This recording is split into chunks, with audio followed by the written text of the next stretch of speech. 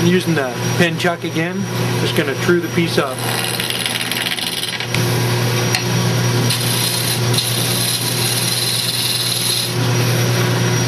Once you get it trued up and round, we'll go ahead and just pick out the shape you like, and we'll leave a little area back here to put the band on.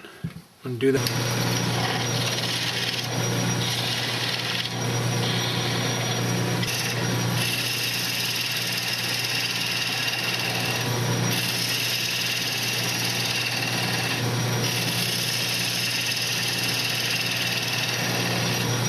It's called Woodturning today is out of Kingwood.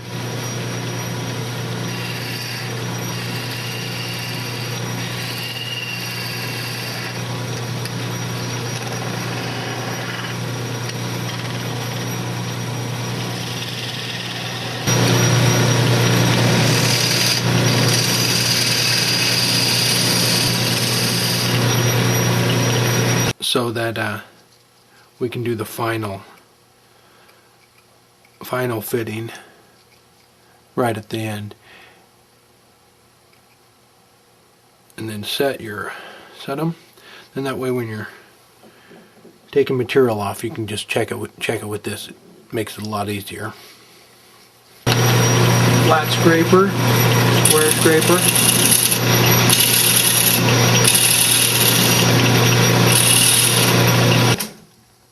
Make sure that the band sits out just underneath. Got a little bit of wood sticking out on the end. Then we'll go ahead and sand it up and mount the band on.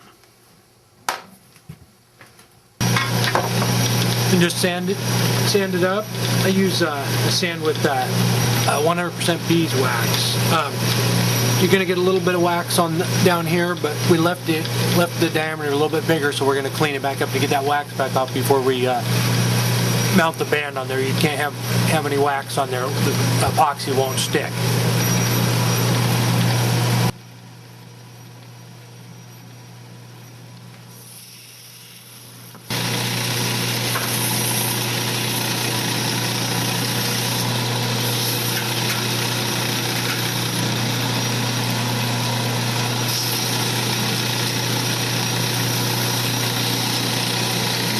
Go ahead and run right down through all the grits, right up to about 600.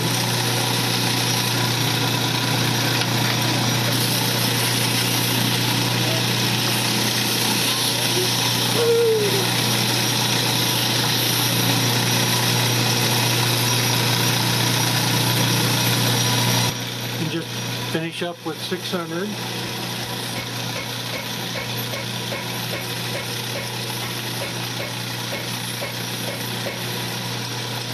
Beeswax helps the sandpaper keep all the grit out of it from filling up.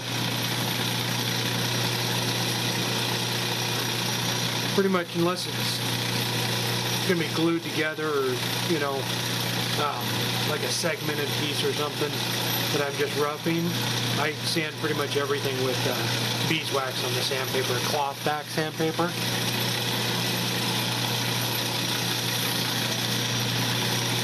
Depending on the finish you're going to put on too.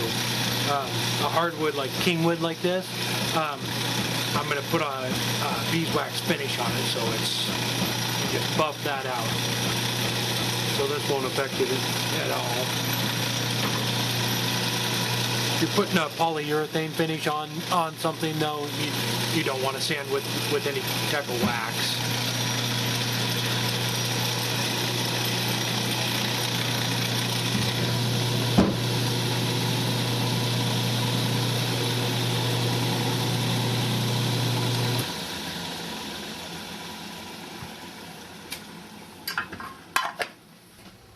Turn it around. The band just a little bit big. We're going to sand that up so we don't take too much off it at a time. Really cutting into it a little bit. It's almost perfect.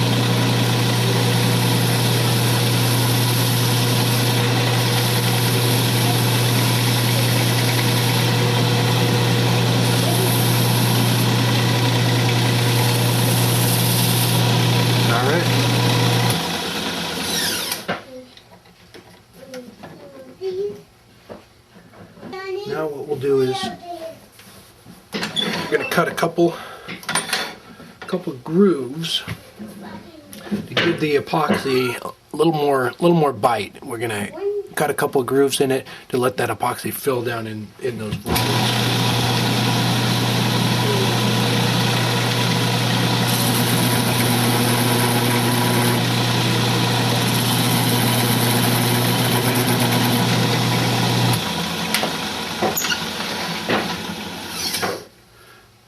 And the epoxy will fill those, and then we're going to rough up. What you want to do is you want to rough up the inside of the band too, so that it just has something to bite to. So we'll do that with a file here real quick, and then we'll press them on.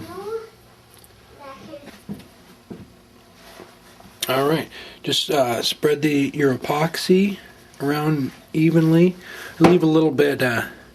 Leave this clear a little bit down here because it's going to push the glue down. And just slide it in there, and we're going to press it on. And then just set your band on nice and square. And just press it down all the way.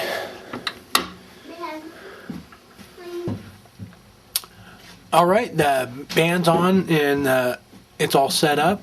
We're going to take off, like I was telling you before, it's a little bit proud right there. I'm not sure if you can see that, but it's probably less than a 1/16 of an inch. We're going to clean that up and then sand up the end.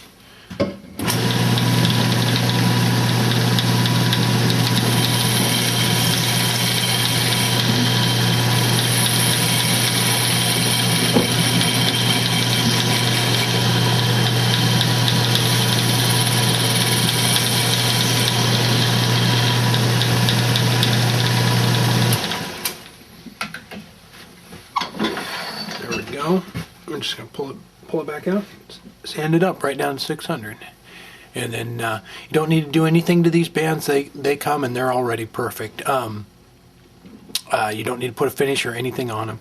We're just going to sand up, wax it up, and then wipe the wax off the band and the rest of the cull.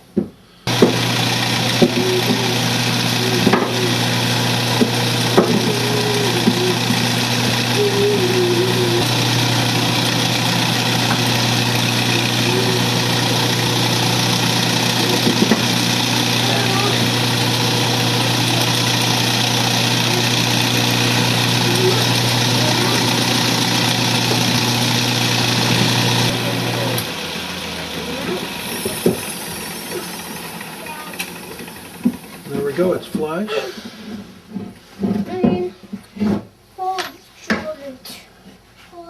The end of that comes out, it's nice and even. Seats on there, it's got a little lip to butt up against here. You got a nice band for your lanyard.